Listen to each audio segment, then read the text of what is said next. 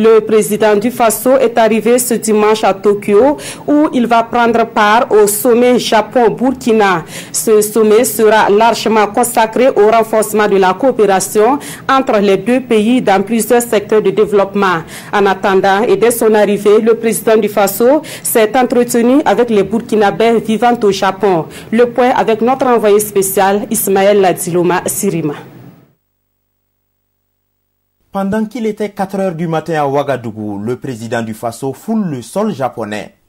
Il est accueilli par le ministre japonais des Affaires étrangères. Par la suite, il reçoit les honneurs militaires dignes de son rang avant de prendre la direction de son hôtel où l'attendent les Burkinabés vivant au Japon. Après les poignées de main, il s'ensuit des échanges. Les premières questions sont dirigées vers la question sécuritaire et le président du Faso de souligner que la déstabilisation de la Libye y est pour beaucoup.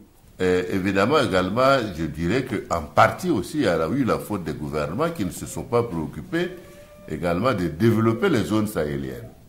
Alors, donc, de ce point de vue, toutes ces personnes qui se sentaient également marginalisées par le développement, évidemment, étaient beaucoup plus propices comme étant un terreau fertile à la mobilisation, je dirais, à la levée de troupes.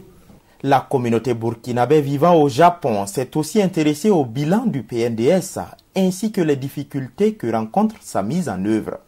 Nous avons effectivement, suite à ces différentes pressions syndicales, procédé à une amélioration, je dirais des salaires au niveau donc, des fonctionnaires qui nous ont coûté près de 120 milliards sur les différentes augmentations que nous devons faire sur ce plan.